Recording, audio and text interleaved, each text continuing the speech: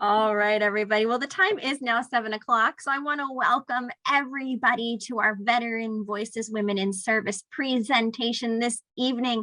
If this is your first time joining us for a virtual presentation, we're so pleased that you're choosing to spend your time with us this evening. If this is not your first time sitting with a virtual presentation with us here at the 1st Division Museum, welcome back. We're so excited to have you with us.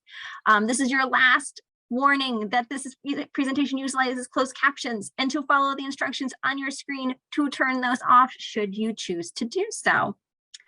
All right, everybody. Before we get started, I always like to warm up by letting everybody know about what's coming up here at the 1st Division Museum and Cantini Park. And first and foremost, I want to make sure everybody knows about our upcoming Date with History. Our popular Date with History series is turning 15 years old this year. So we have a jam-packed season full of great stories to share with you. Now, if you're familiar with the Date with History series, you know that it's usually on the first Thursday of the month. So I have to point out that this upcoming presentation is not. It is on Thursday, March 17th. And it is an hour earlier than we traditionally have the program. So the program is at 6 p.m. Central Standard Time. So it's not a typo. March 17th at 6 p.m. The speaker is joining us all the way from London, England. So we want to be mindful of the time difference between our home and hers. And if you're from the Chicagoland area, especially DuPage County, make sure you tune in for this one. The story of Elizabeth Smith Freeman is such a great story and has a really cool and surprising tie to DuPage County if you're not familiar. So you'll get to hear all about the woman all spies feared, which is a code-breaking story from World War I. So excited to share that with you. You can register for that program at fdmuseum.org. And I would be remiss if I didn't also share our sister museum here at the museums at Cantini Park, the Robert R. McCormick House. And the Robert R. McCormick House hosts the Headlines from History program, which is led by somebody else you're going to meet this evening. His name is Chris Corrigan, and he's going to be bringing to you a really cool story that I'm looking forward to hearing more about, and that is Miss Edith Rockefeller McCormick. I don't know a whole lot about her, but she is a Chicago socialite who is credited for things like Brookfield Zoo, getting the land from Brookfield Zoo. I have patroned Brookfield Zoo and I'm excited to learn more about her amazing life as not just a Rockefeller, but a McCormick. So that being said, I'm going to throw this over to our executive director, Krylowski Salter, and he is going to get us started with this evening's introductions. All you, Krylowski. Okay, thank you very much, Laura, and thank you everyone for joining us this evening. My name is Krylowski Salter, as Laura said, and I am the Executive Director of the Museums at Cantini Park, which includes the 1st Division Museum. And we are so excited to have you here tonight. We're going to have a great program with two American soldiers who happen to be American women veterans. And not only that, they happen to be veterans of the 1st Infantry Division. And not only that, they happen to be veterans of the Gulf War. And not only that, they happen to be on the tail end of history of our military, coming in the second half of the 1970s, which is before the disbandment of the WAC, Women's Army Corps, in 1978. And so they are also on the beginning of history. And so we're going to hear some of that tonight. And so throughout the program tonight, my colleague, Laura, will be the moderator. Although she has questions, she will be taking questions throughout. So please submit your questions throughout the program. And the way you do that is to make sure, and I don't want to lose my bios over here, is to make sure that you use the Q&A feature at the bottom of your computer and not the hand raising feature. Use that and we will get to as many questions as possible. And I also want to mention that we have been very fortunate in the last 2 years to not have any technical difficulties, very few minor technical difficulties, and we always came through those. But if we do have some, I would like to apologize up front to make sure that we cover that. Also, I would like to give a special welcome to our Illinois teachers. Those of you who are tuning in who may be teachers and you don't know this, you can also get credit for tuning into this. So make sure you reach out to my colleague Laura and we'll get you enrolled into that program. So I don't think I missed any housekeeping chores, Laura. So I'm going to go ahead and read the bios. Please do. So I'll be looking a little bit away from you guys because I don't want to miss anything. So our first panelist is Lieutenant Colonel retired Nancy Morales, who is a career Army officer who served 21 years in the United States Army. She was commissioned as a second lieutenant through ROTC program at the College of St. Benedict at St. Joseph, Minnesota in 1976. That's the first class of women graduating from the ROTC programs, which is the Reserve Officer Training Corps programs. Her military service included assignments with the 193rd Infantry Brigade in the Panama Canal Zone, the 2nd Infantry Division at Camp Casey in Korea, and the 2nd of the 56th Air Defense Artillery Battalion and the 93rd Air Defense Artillery Brigade in Germany. She served as an instructor at the U.S. Army Intelligence Center and School, and was also an instructor at the United States Army Command and General Staff College. Lieutenant Colonel retired Nancy Morales served with the 1st Infantry Division during Operation Desert Shield, Desert Storm. Nancy, welcome. We're glad to have you. Our next, and I do want to add, in her post-military career, she worked as a defense contractor, primarily supporting the National Reconnaissance Office. Our next guest is Chief Warrant Officer 3, retired Phyllis A. Fitzgerald, and she is also a career Army officer, Chief Warrant Officer, who also served 21 years in the United States Army as an intelligence analyst. Phyllis volunteered to serve in the United States Army at the age of 17, and so she did get her parents' permission, and she did have their signatures. She was a private, and she was in the last class of the Women's Army Corps. Her Army basic training was at Fort McClellan, Alabama in 1978. After basic training, Phyllis attended the advanced individual training at Fort Huachuca, Arizona, where she was trained as an intelligence analyst. Phyllis served in the 1st Infantry Division from 1989 to 1993 and deployed to Operation Desert Shield and Desert Storm. She was an all-source intelligence technician serving in the Assistant Chief of Staff G2, where during the deployment, she briefed often the commanding general, General Thomas Rame, on the enemy current situation, their capabilities, and their assessments. During her career, she served at various echelons in the Army, from battalion to division to corps to echelons above corps. In her post-military career, she served as the mayor and the vice mayor, and also a city commissioner in Junction City, which is the city adjacent to Fort Riley. So she stayed in the area. And some of you have already read the bio, so I'm not going to read the next 3 lines, the litany of boards, associations, and commissions that she serves on, because that only scratches the surface. But I do want to read this part to honor 1st Infantry Division, their 100th anniversary. She compiled a book entitled, "What is Your Big Red One Story?"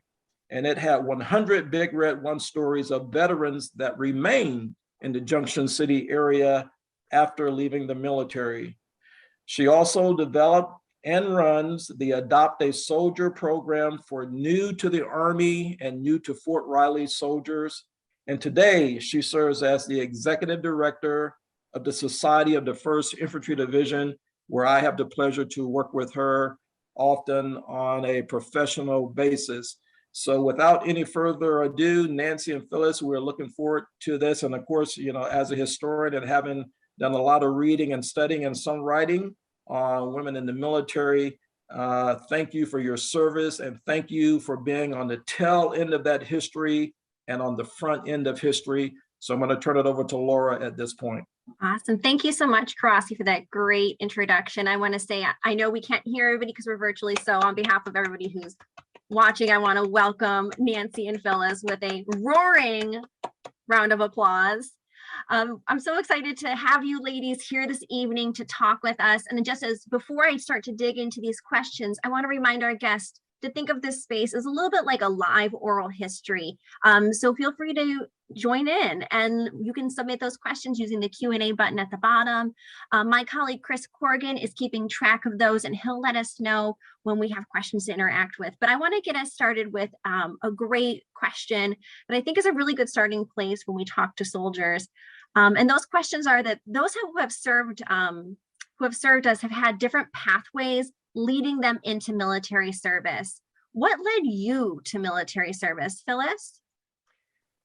Thank you so much for having me. I'm really honored to be here and to be able to share a little bit about, women's history, and so the pathway that took me to join the service happened to have started when I was very young, probably about 6 or 7 years old.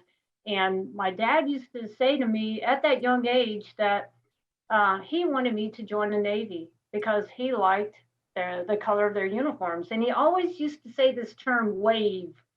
And, WAVE, which stands for the Women Accepted for Volunteer Services, which is really, I think, a term or an acronym that had been around since World War II. So for me, joining the military was something that was put into my thought at a very young age. And then later on, when I was in high school, in the 12th grade, as the recruiters they always came, to see you when you're a senior in high school because they're, looking to recruit. And after hearing the presentation and everything, I followed through and went ahead and went to the MEP station. But actually, I went to the Air Force first. And I took that ASVAB test for the Air Force.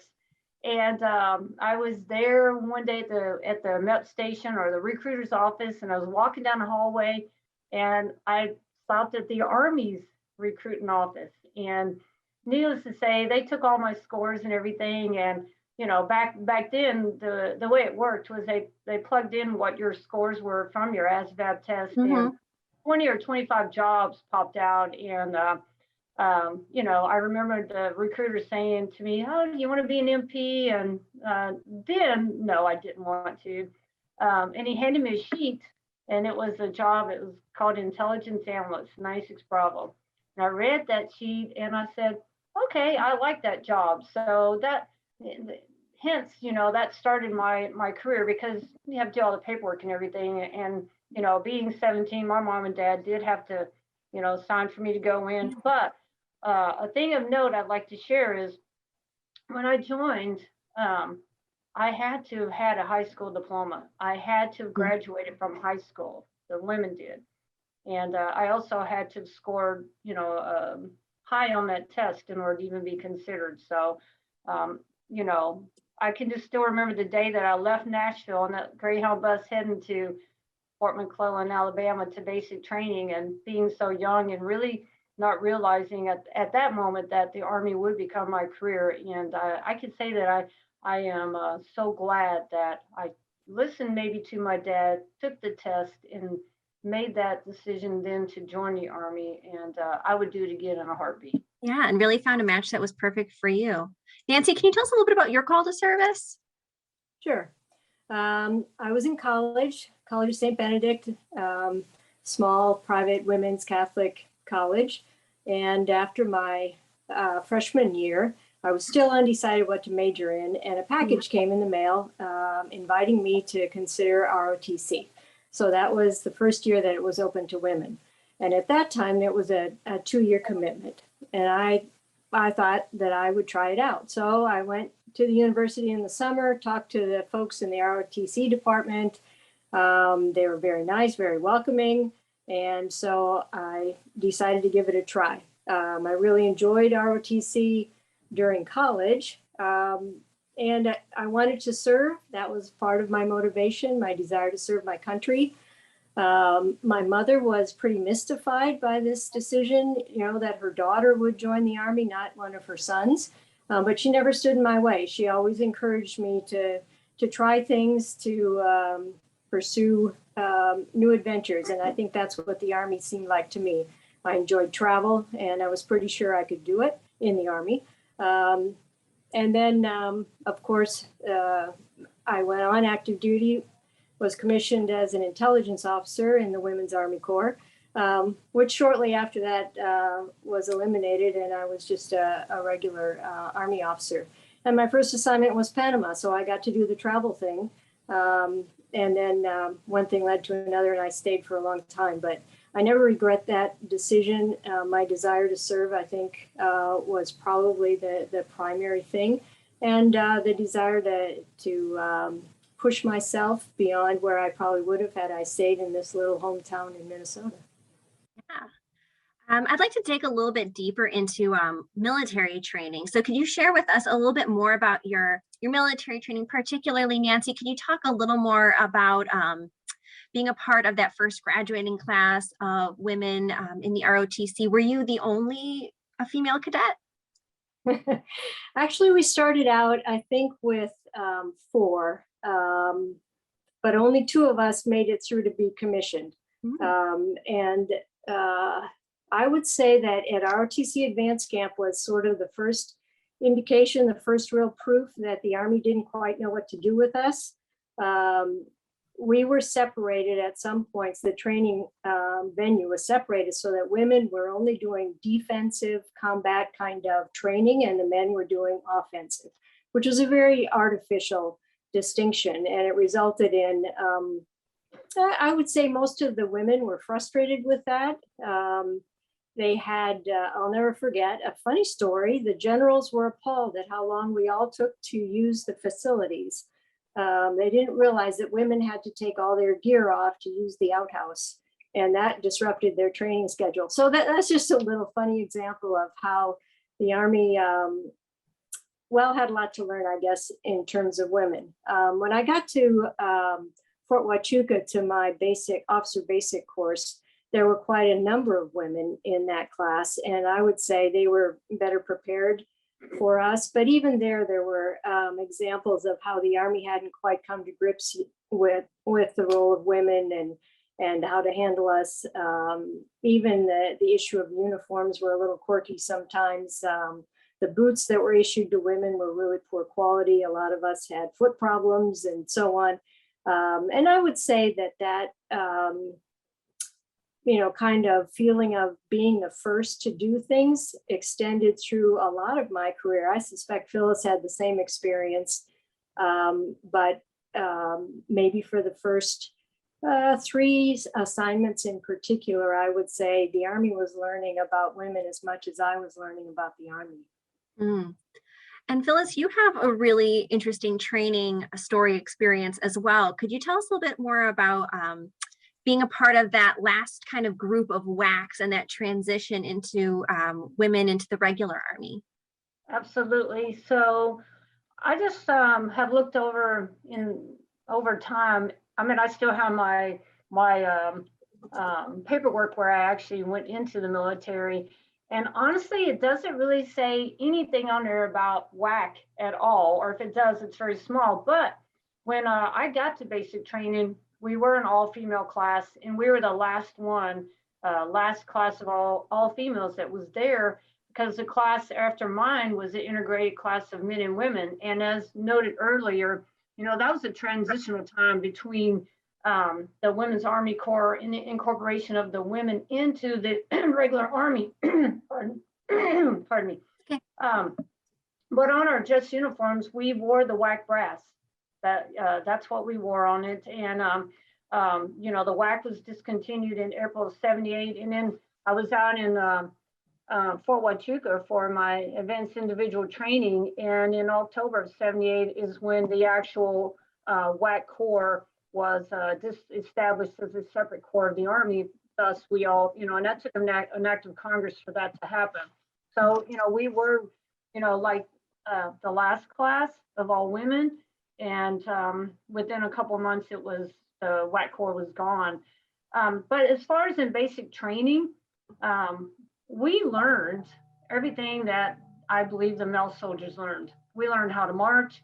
We learned how to fire our M16s. We learned how to take them apart, how to clean them. We learned first aid. We learned all about NBC training, went through the NBC chamber. We spent our week out in the field learning how, to build tents and night fire and all those things. So, and in the classroom training, the only difference was we were just all women. But some of our drill sergeants were men. I meant my drill was a female, but there was one or two, and some of the instructors were men. But once we left basic training and got out to Fort Huachuca for AIT, that was a different story because we were both men and women training together out there. So that's a little bit of my history. No, I think that the stories of the training are always so interesting. So I want to thank you for sharing those with us. During your service, you both deployed or you served during Operation Desert Storm. Can you tell us a little bit about your unit's missions and recollections of your duties within it? Nancy, do you want to get us started on this one? Sure. I was the G2 plans officer for 1st Infantry. And so my job was to work primarily in providing the intelligence piece to the planning process. So I deployed with the advance party. There were 5 of us from the division staff that went beginning of December, 1st of December. So we went among the first people from the division to go over. And then as the entire division joined us, the role expanded a bit, but I would say my job primarily was to help with planning operations, which, up until the actual war started, we were very busy doing that, providing assistance to all of the subordinate units as well. And working, in my case, very closely with the other parts of the, not only the division staff, but also higher headquarters, and in turn with the subordinate units to paint as good an intelligence picture as we could before the ground war started. Phyllis?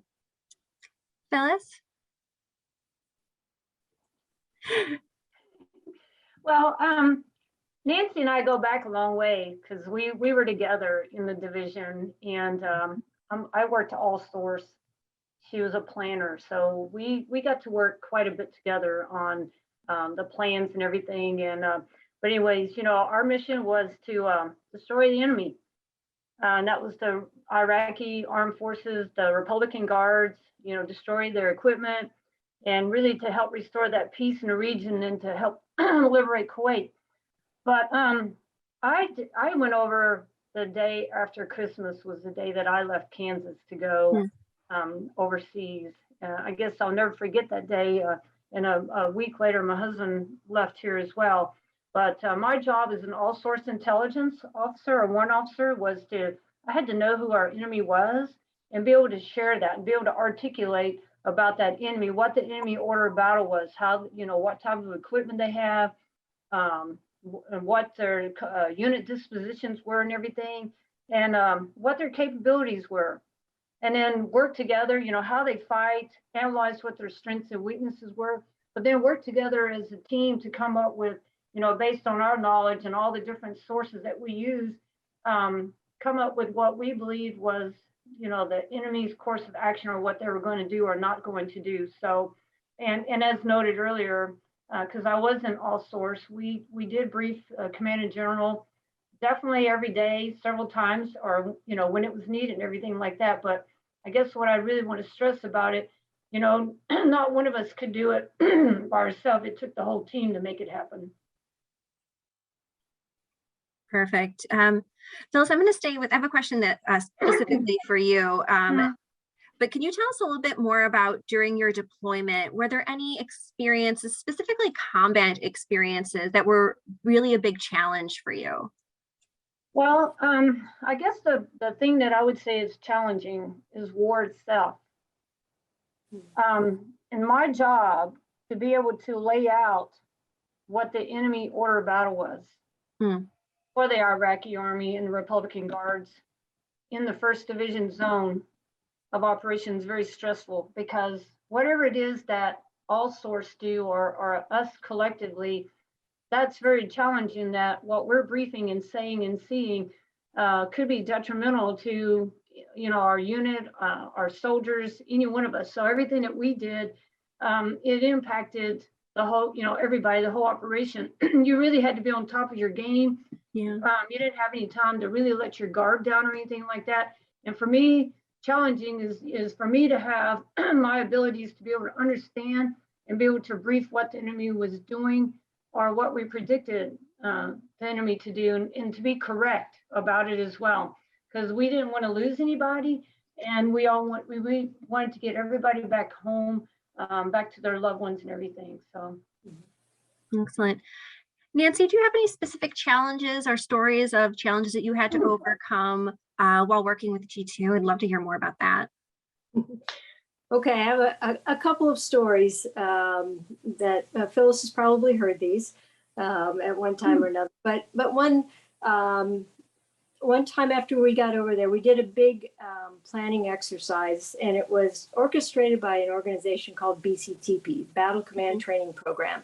And they brought over all these, they did a computer simulation, and it was to war game what we thought might happen when we actually, if we actually, at that point, I think we were in the phase of the air war, but in planning the ground operations. So the planning staff went together with General Rame to a place called KKMC, and we did this big war game. Since I was the only female plans officer there, the general wouldn't let me stay overnight with everybody else. He was just, I don't know, imagining that something would happen. So I had to ride back with him in his Humvee to the division main every night, and then go back the next morning. And I was furious because they were making the G2 stay and do my job for me. And I didn't think that was fair to either one of us.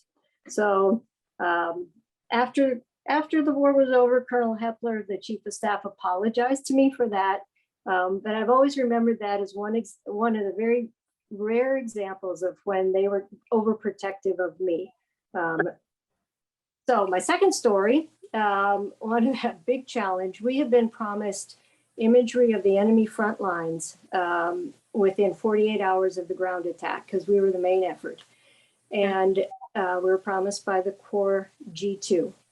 So as we got within 24 hours, we got a call that the imagery was ready. And in those times, this was physical pictures in a box, big boxes of imagery. So we got the call, the G2, Colonel Ford was not in the headquarters, so I headed out. I took my captain with me. We got in a Black Hawk helicopter. We flew to Corps, picked up the imagery, and then we went to each one of the brigades to deliver their packages of imagery. By then it was dark. We were in the back of a helicopter, no seats, and we'd been taking these anti-nerve agent pills that made me really sick.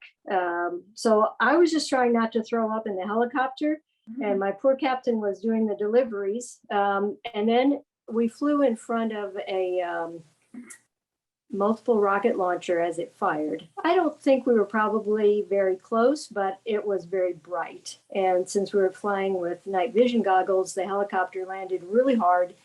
And then after a few minutes, everybody kind of sorted themselves out. We were all okay, and we continued on and finished delivering the imagery to the units. Got back to the division main after, I don't know how long it took, a couple hours, 3 hours, and walked in, and the G2 proceeded to chew me out for probably 10 minutes for having gone without telling him what we were doing. So that's one of my, it was very scary at the time. Yeah. And in the end, I think we helped a little bit, maybe not as much as I would hope that we had. But it's an example of the kind of stuff you don't think about, at least I didn't think about the danger at the time. I thought about getting this done and doing it as best as we could to help the units that were going to attack in the front lines. Absolutely. What a great story too. While we're talking about our service during Operation Desert Storm, I really wanted to take a moment. I think we'd be remiss if we didn't take a moment to talk about one of your sisters who was serving with you there. And I'm going to pull up a picture of her, and I'm speaking of Sergeant Cheryl LeBeau O'Brien. I'm going to pull up a picture of Sergeant O'Brien, and then Phyllis, once you see it, would you be able to share a little bit about her service with us? Absolutely. I believe there she is. So what I know of Sergeant Cheryl LeBeau O'Brien is that she was the first female of the 1st Infantry Division to lose her life in combat during Desert Storm. She was in the helicopter mechanical field was her specialty. She'd been in the Army before over in Europe, and that's where she actually met her husband at, who was also some type of a helicopter technical inspector. Anyway, so they married, and her first enlistment was up. And after they married and they came to the States, well, he ended up getting stationed here at Fort Riley. And she decided she wanted to come back into the Army. And one of the things that was part of her contract to come back in that she absolutely wanted was to be assigned here at Fort Riley, because that's where her husband was at. So they ended up here, and they both ended up deploying over to Saudi Arabia on July the 11th of 1991. She was in the 4th Battalion, 1st Aviation, 4th Brigade of our division. And, you know, we'd all been over there for a while, and ground war kicked off. And on February the 27th of 1991, to about 2 hours or so after the ceasefire was called, she volunteered as as a door gunner on a mission that they were going to go and retrieve the remains of fallen soldiers. So she was on a mission on a Black Hawk where they were retrieving remains. And sadly, during that mission, their helicopter ended up getting shot down by enemy air defense artillery. And we lost her, and we lost all the crew that day. So, you know, we always think of all of our fellow brothers and sisters that we lose during conflict.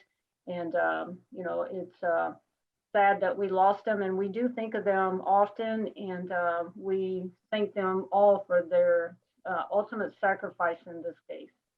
Absolutely. And I want to thank you both. I know we had spoken earlier, and while neither of you knew Sergeant O'Brien personally, we want to make sure we said her name this evening and shared her story with everybody. And I believe the action in which she was killed in action happened, I believe, 2 hours after the ceasefire had been declared. But we are going to move forward with our questions. And the next question I have is a little bit about near the tail end of our service. So how did you see women's service within the military evolve from when you first enlisted to your retirement? Nancy, do you want to start us off? Sure. I would say that at the beginning, most every place I went for my first assignment in Panama, there were like 3 female officers. So we were rare, and people kind of didn't quite know what to do with us.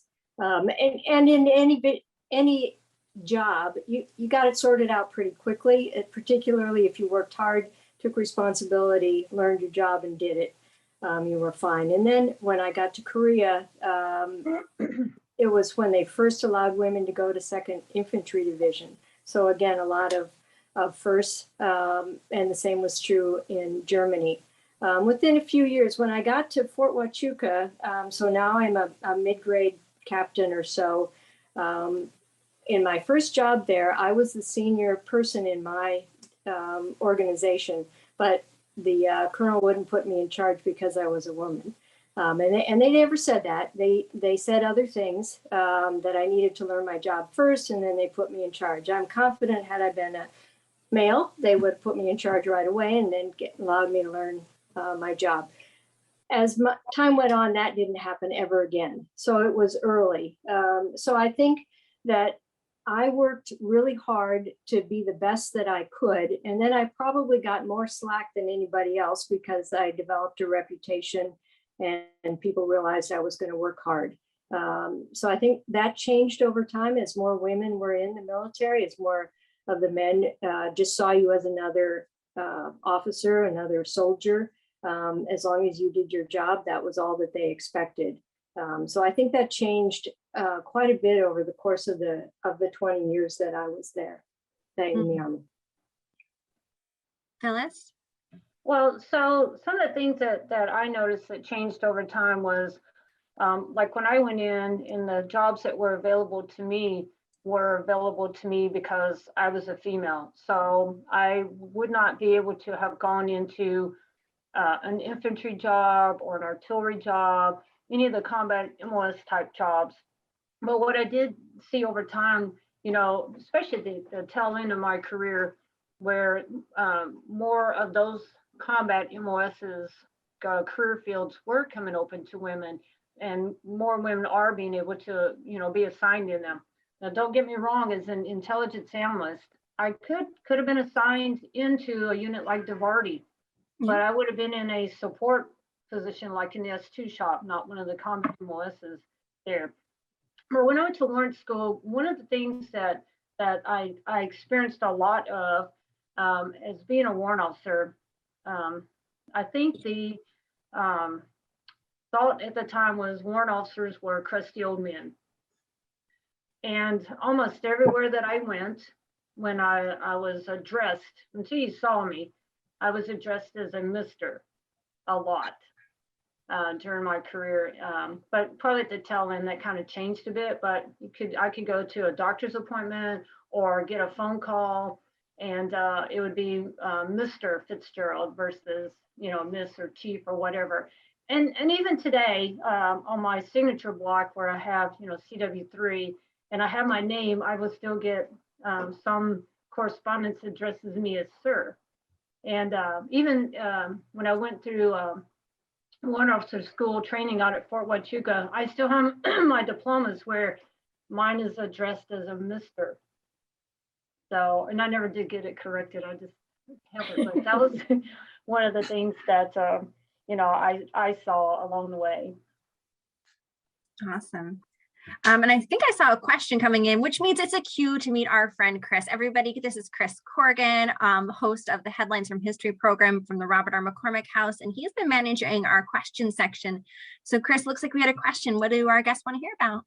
We do. I do want to give a quick shout out. A couple of people have chimed in with just thanks to both Nancy and Phyllis for telling these amazing stories, and they're definitely finding a lot of great points of connection. So you're definitely hitting home with our audience tonight. So I just want to deliver that message to you guys.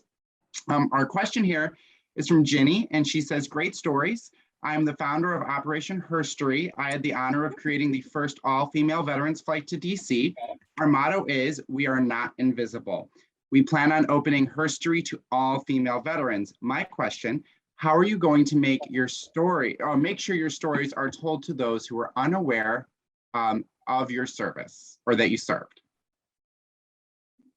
I think she's telling us to write a book, Phyllis. I really think that my thoughts on that is, and I feel like we do it every day. Nancy probably does it too, but part of what I believe our job is, no matter what you do in life, is to share your history, to share it with the kids in the school, to do things like what we're doing right now, to always, you know, stick your hand out and make yourself known, or make your career be known, because if we don't tell it, nobody else is going to tell it for us. Yeah, absolutely. And as a museum person, speaking from that point of view, it is always a pleasure to see everybody's faces light up, to hear stories of all of our veterans, but specifically when our students come in and they see women represented within the story as well. So it is always wonderful to have the ladies come and share their stories with us about their perspective of everything. And you were there, you were not invisible. And congratulations on that first all-women flight. We saw that represented. That was a wonderful story. So congratulations on that. Thank you, Chris. So I wanted to transition a little bit into some leadership questions. This evening we have some Illinois State teachers joining us. And I always think it's good for us to have conversations about leaderships from people who have led, especially as civilians, and how we can incorporate some of these into our lives. So I wanted to start off with that, learning a little bit more about inspirations of yours. So there are many amazing stories throughout military history of soldiers that I'm sure you have drawn inspiration from. What stories of fellow soldiers have inspired you during your service? Nancy, I'm going to put you on the spot first. Sure. I've actually given this a bit of thought. When I was first in the Army, I used to always be looking for my mentor, and I thought my mentor had to be a woman. And there weren't any. There was one senior officer in my first assignment, a female officer, and she actually was not a mentor nor an inspiration. So then it dawned on me several years later that my mentors were men, and that's okay. It's people that you work with, that you learn from, that you trust. So now in hindsight, looking back, those that I would pick out that inspired me the most were actually the leaders in 1st Infantry Division during the war.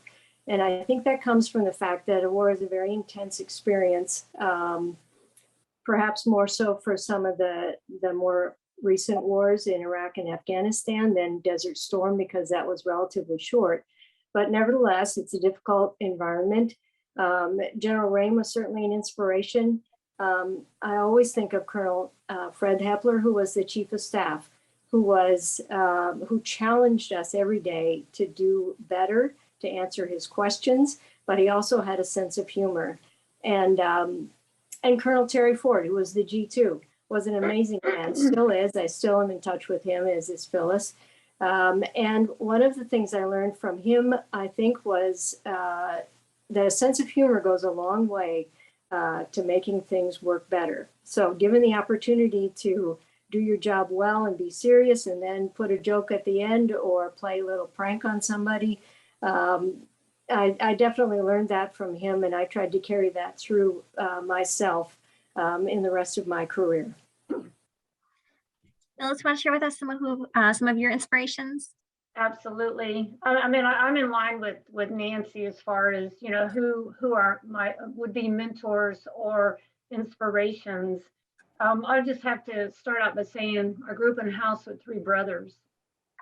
So I always felt like I worked better with men just because that's what I grew up with. And I'm the one that went into the military. My 3 brothers didn't.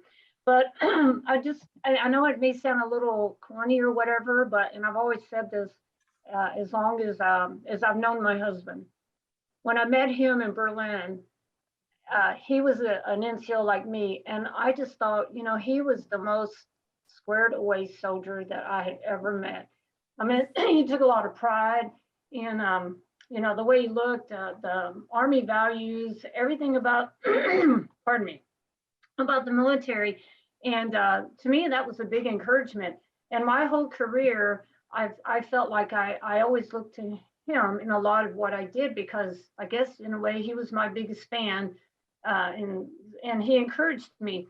But I would also like to say that the warrant officers as a whole was someone that really inspired me to look at further than, you know, long than just, you know, being an enlisted soldier.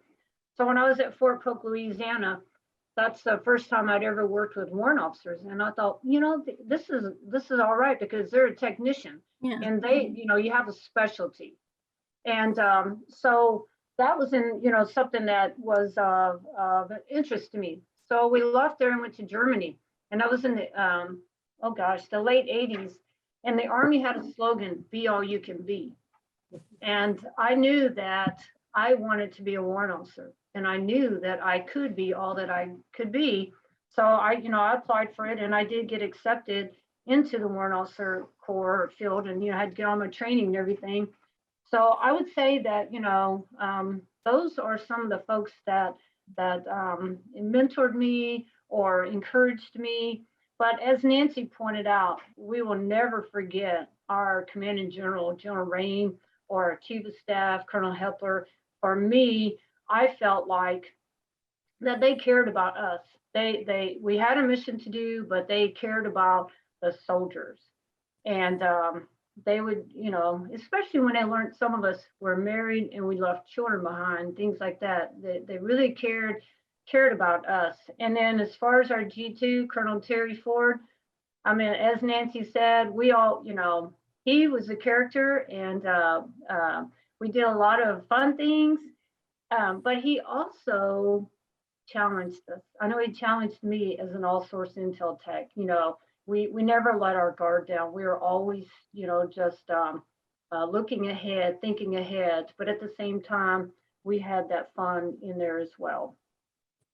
I like that, especially the takeaway of sometimes our best mentors aren't that far away. They're right next door to us, working alongside us. So great message. So many of us have used the phrase, there is no I in team. We use it all the time. But this is especially true when we're talking about military service. Can you share with us some of the challenges you faced uniting different teams and how you learned to overcome that? Phyllis, you want to get us kicked off? I'm going to start you off first this time.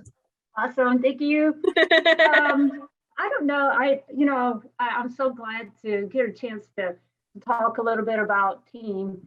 I really feel like, for me personally, I think I've always been a member of a team simply because you can't do it alone. And I've always said that. And I've always said it's about the team.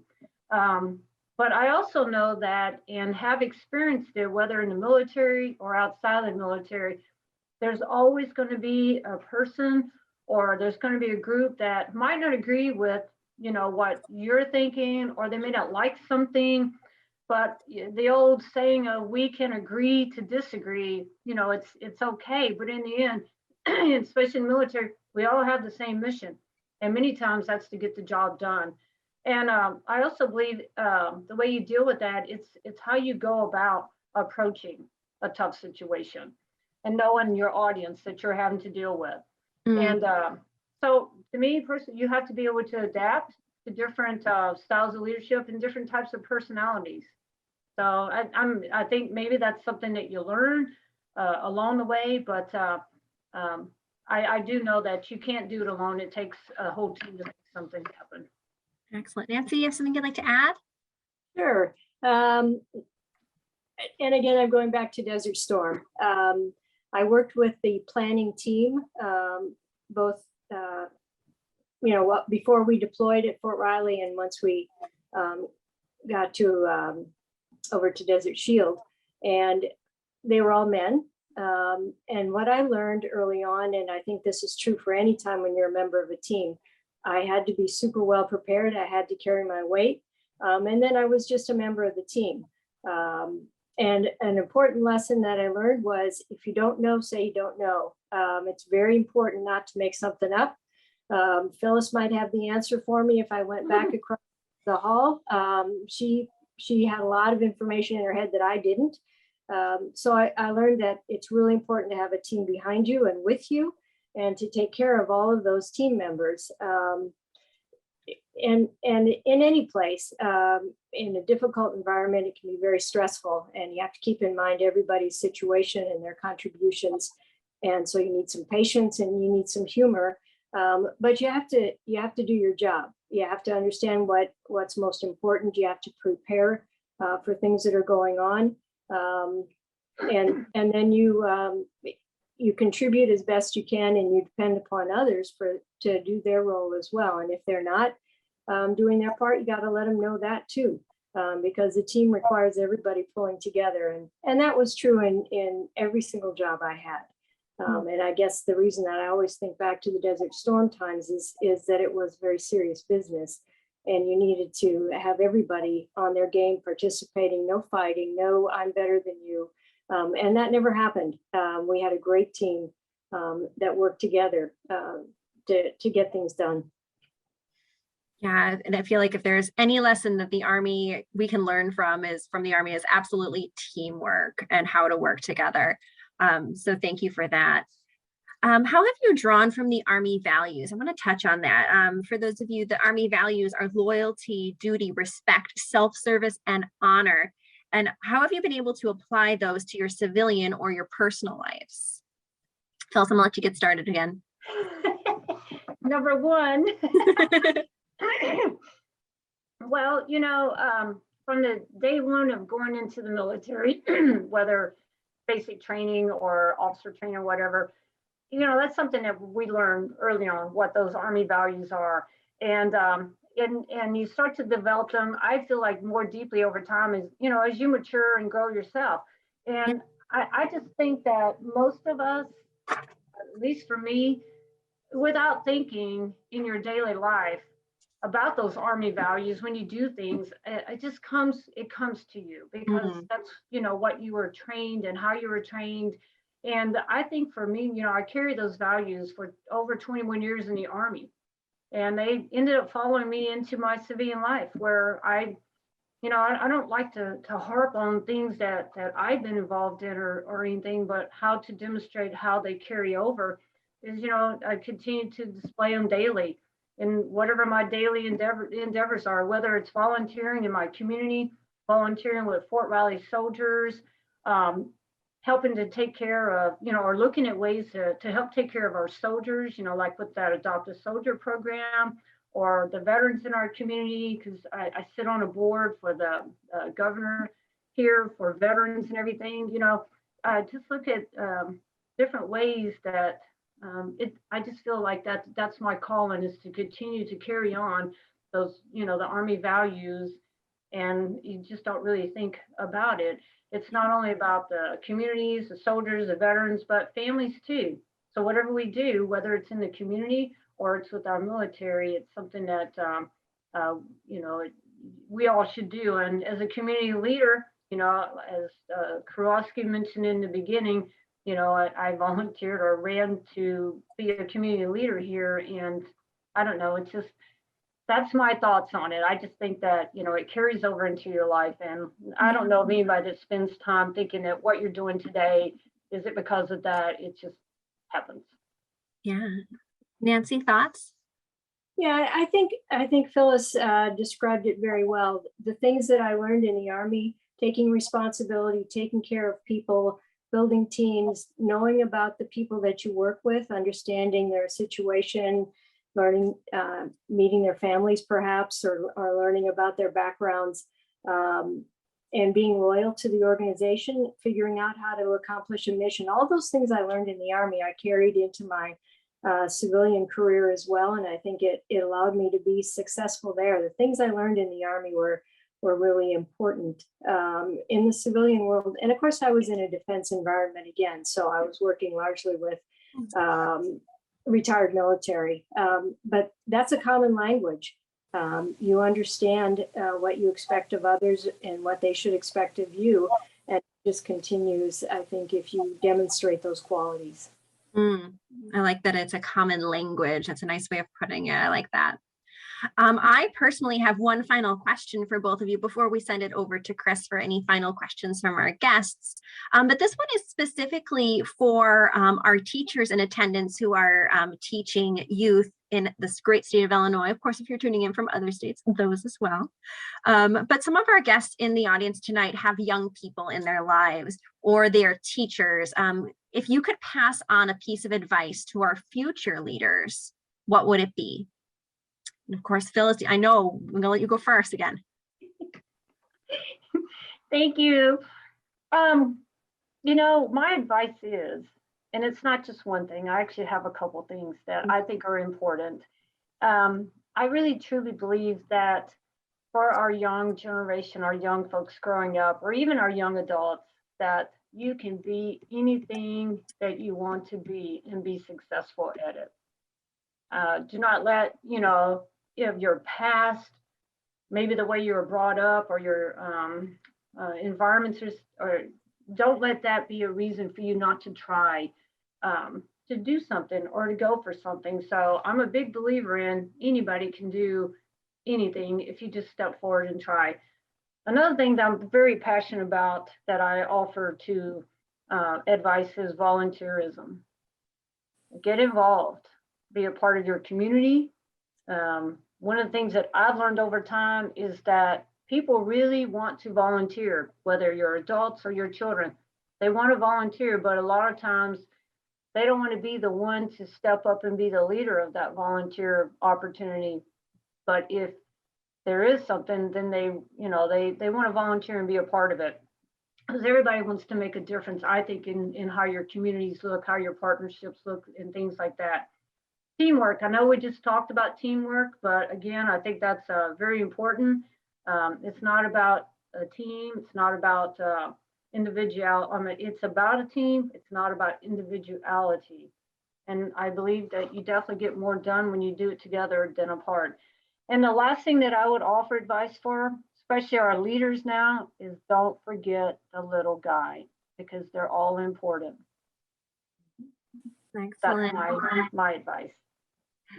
Nancy, do you want to share with us your advice for future leaders?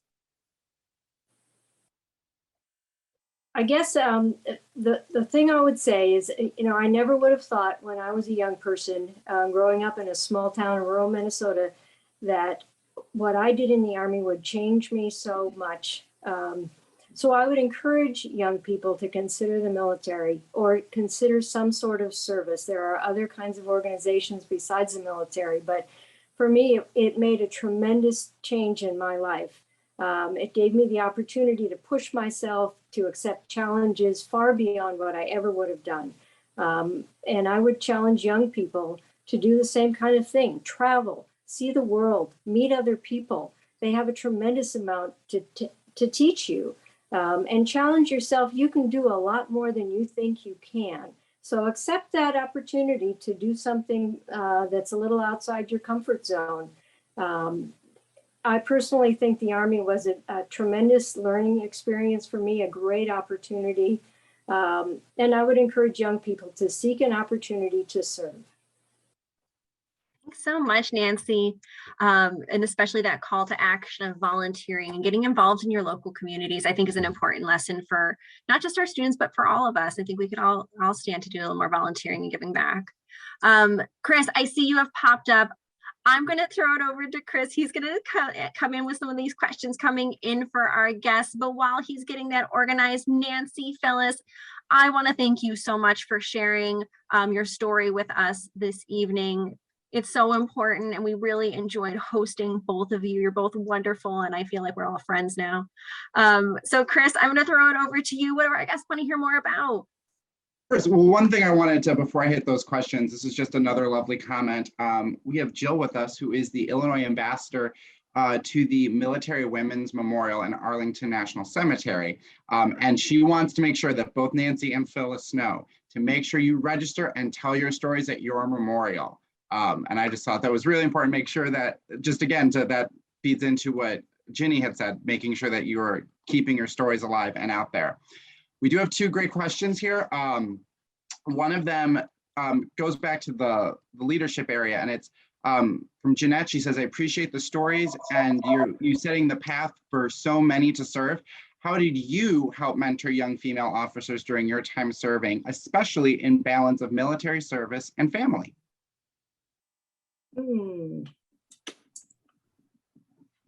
I worked with female officers in several different environments. And I guess I hadn't thought about that. That's a really good question. I always tried to help them in particular, to give them advice, to give them opportunities to, in some cases, actually, I do remember there was one who my advice was that she leave the Army, because sometimes that's the better path for someone to take. I did look for opportunities to mentor. While I was at Command and General Staff College, I was the senior MI officer for a couple of years. So I collected up all the MI officers, and in particular, I watched out for the women, and they were amazing. They were on, on path to do better than I ever did. I guess my primary place, I would say, where I had an opportunity to mentor other female officers was probably at Command and Staff College. Does that answer the question? I think it does. Absolutely. Phyllis, did you have anything you wanted to add? Well, I think I guess if I added anything further to it, as a warrant officer, you usually had a lot of the, lower enlisted or enlisted who worked for you. And warrant officers sometimes, we are the so-called technical experts that, we're supposed to know everything, but in reality, we don't know everything. And that's why we have, our team and everything. But part of what my job would be, not only to do my job, but to mentor your subordinates. So that if you don't mentor your subordinates, whether they're women or men, then I would be failing in my job as a leader out there. So I would say mentoring enlisted, let them do the job and let them, it's better to fail in a peaceful environment than to fail if we were in a terrible situation. And honestly, to be a good ear and to listen to what, what your soldiers are telling you.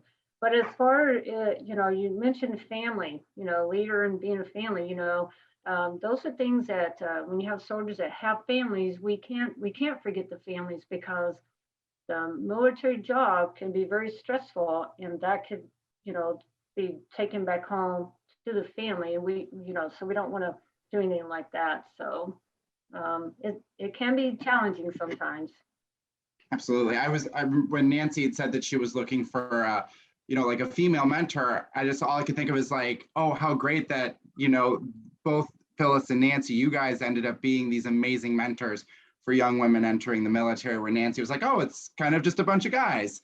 And that you were able to fill those roles that Nancy as a young officer had been looking for. Oh my gosh, I know we're at 8 o'clock and we're getting questions. I'm gonna keep going. Karen would like to ask, as a leader, how important is it to know the strengths of your team members and how to bring that to bear to achieve the mission? I would say that's really important. The more you understand what the members of your team are able to do or not do, the more successful you're going to be. When you've got a mission to accomplish, the last thing you want to do is give somebody a job that they're not capable of doing. Sometimes you need to give them a job that they can do that they don't know they can do. You need to give them an opportunity to stretch. But the more you know about them, what their fears are, what their strengths are, the better you're going to be able to work as a team.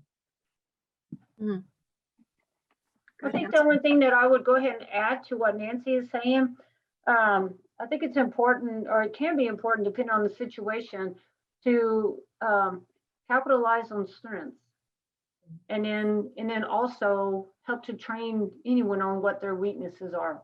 So you're good at this, but you're not as good at that. So you've got to kind of balance that, because you do have some people who are better at one thing than the other, but you can't, if you do not give them that opportunity to work on weaknesses, then we're not accomplishing the mission of making sure that they're trained. And then this one, I think this is a very important question, and it just stands out. It's a little bit heavier, but did you ever feel isolated, given that there were so few women in the Army earlier in your career? I ask this because there were 1,010 of us in my task force, only one of whom was a woman. I had a tank battalion task force, so she was up front with us. That's a good question. I don't think, honestly, I don't think I ever felt isolated. As I mentioned earlier, during war, we were a family, one, I feel, and two, we had leaders that made sure that that we were all taken care of. And I would like to think that if I ever had a time where I felt isolated, that I was able to reach to somebody that would, give better advice or something that might help. And if I knew someone that felt isolated, I would hope that I would have reached out to them, because I think as a good leader, you have to know your soldiers and be able to maybe notice if there's something going on, and be brave to either come forward or ask, can I help you? But as far as feeling isolated, I can't say that I'm not tracking feeling isolated. I think I agree, Phyllis. There were times where I maybe felt uneasy or lonely or missing my family or things like that. But I don't think I ever felt isolated. I think I've been going back through various assignments in my mind, and there were some where I was certainly uncomfortable with what I was doing, but it wasn't isolation. There was always somebody that would help me out if I asked for help. Sometimes I was too stubborn to ask for help, So, so then you struggle longer. But I think one of the great things about the Army, and it's probably not true for everybody, but I had assignments where there was, within pretty short order, if I had trouble, there was someone that was going to help me out. So I don't think isolation, I agree with Phyllis, isolation probably was not something that I experienced. It's an interesting comparison to out of 1,010 in his task force, only one was a woman. And it's very interesting. Thank you for sharing that with us. I'm going to go ahead and say it is 8:05. We are going to wrap up this evening's presentation. And I just want to say again, thank you so much to Nancy and Phyllis for sharing your story with us this evening. Again, our guests cannot hear or see you. So on behalf of them, we're going to give you a exciting round of applause. And I want to just stress you're welcome. And I want to remind all of our guests that these are two of hundreds and thousands of amazing stories of women in service. And we hope that you seek to learn more about our amazing sisters in service. And especially one of those places you can come, of course, is the 1st Division Museum, where you're going to see the story of women serving their country represented from World War I all the way to the present day. Phyllis is in one of our soldier story pods in her Duty First gallery. So you can learn even more stories from Phyllis inside the museum and other women who are telling their stories there as well. So we hope you'll be able to join us, especially to come learn more. Nancy, Phyllis, thank you again. I want to say a special thank you to the service of all of your sister veterans who are in attendance tonight and your brother veterans who are in attendance tonight. Chris, thank you so much for managing questions. Krylowski, thank you so much for joining in with us. Any final thoughts from anybody? Thank you, Nancy and Phyllis. We enjoyed it. Thank you. Good. Excellent. Have a wonderful and safe evening, everybody. And we will see you again in March. Good night, everybody. Thank you. Good night. Thank Bye-bye. you.